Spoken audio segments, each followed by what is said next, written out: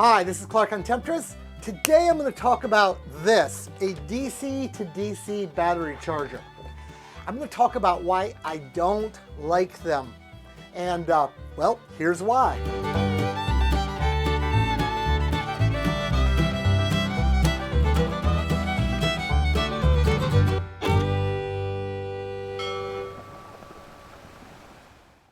Okay, this is another video that I'm putting out basically out of laziness.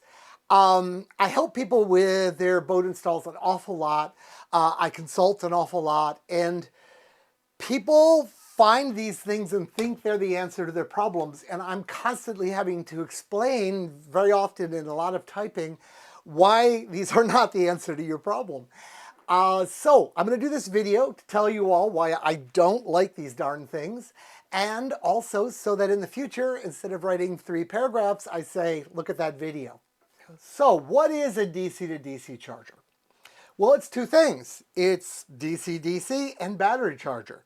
The DCDC part basically says this is a switching power supply. I've talked about them, a bit. It's something we use in electronics. It can take a voltage, a DC voltage coming in, and put out a different DC voltage. And that's a very handy tool to have around.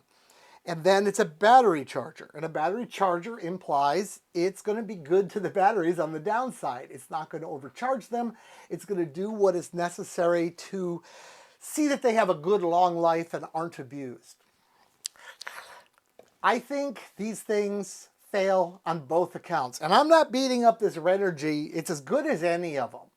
They're just all terrible. Okay, start out with the DC to DC part. It has some advantages. Because you're running it through this essentially filter, you get to lower the amps that come out the back side. There are certain circumstances where you want to do some amp control, some current control. You just, for whatever reason, either your wires are not big enough or you're concerned that the power source can't supply safely a lot of power. People like to use these things because this one, for example, can either put out 20 amps or less. It's adjustable a bit. You can see these go up to like 40 amps. So this guy will limit the current. But do you really truly want the current limited? What you want to do is protect the alternator. So why not just protect the alternator?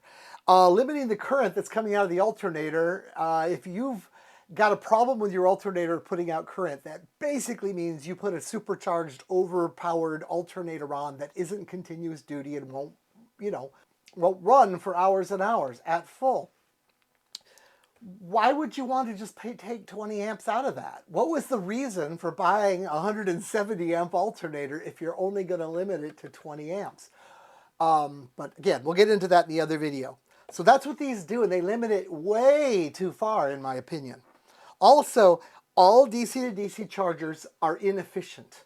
They lose on a percentage, and it's different, and they'll advertise that they are efficient as hell, but they're lying. They lose about 20%, maybe a little less than 20% in heat. And you can tell that they are losing power in heat because they have a fan on them. Nothing needs a fan that isn't making heat. Simple as that. So if you see anything with either big cooling fins or a fan, it is trying to get rid of the heat that it's wasting. What I really take offense to is this part, battery charger.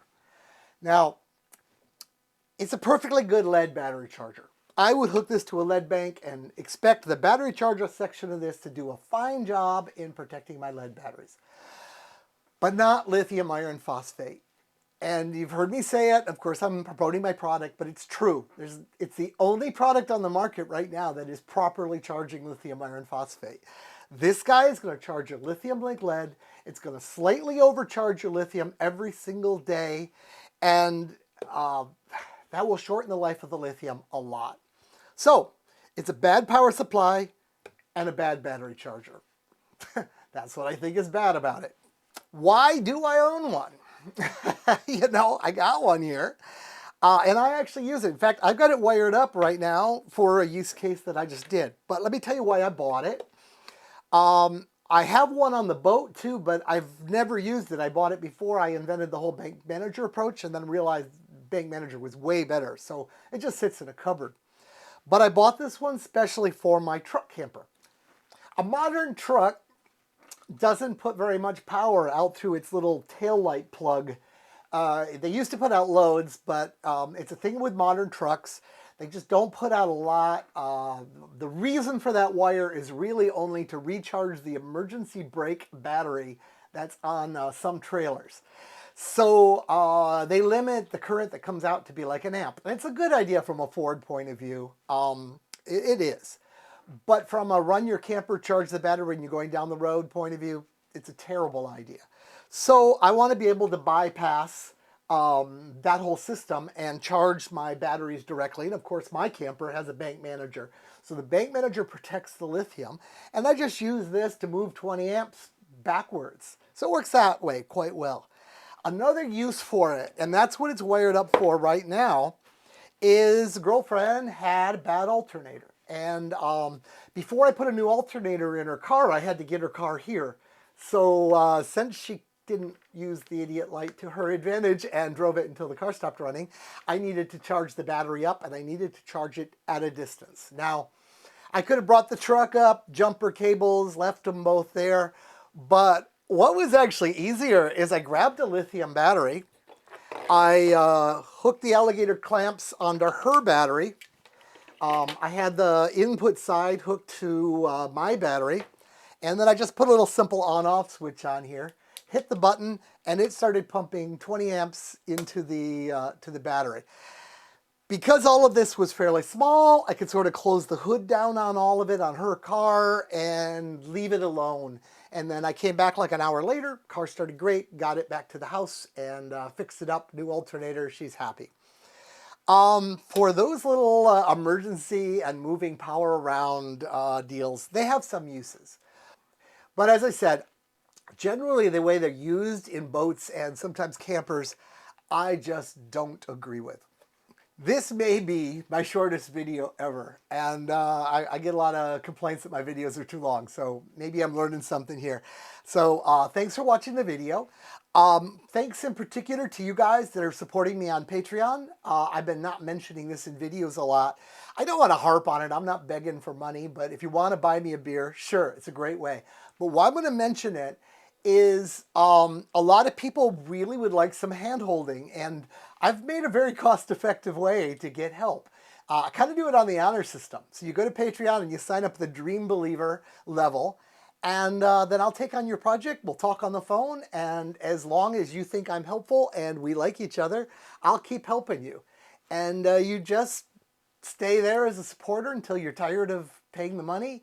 And basically, like I said, honor system. When you think you've paid enough for the advice you got, stop. Anyway, that's how I'm running that Patreon thing and doing support. I really can't do support to everyone that emails me. And there's two reasons for that. One is I've got like 87,000 subscribers. Oh my God, I would have no time in life otherwise. I have to draw the line somewhere. But also, I did that early on, and I found so many times where I would spend hours and hours doing research and reporting back and really helping somebody with their system. And then at the end, they'd say, yeah, when I get some budget together, I might do that 2 or 3 years from now. And it felt like such a downer for me to put all the effort in it and then my advice not go anywhere. So the Patreon, what that lets me do is know you're serious. Anyway, enough about that. Bye from Clark on Temptress.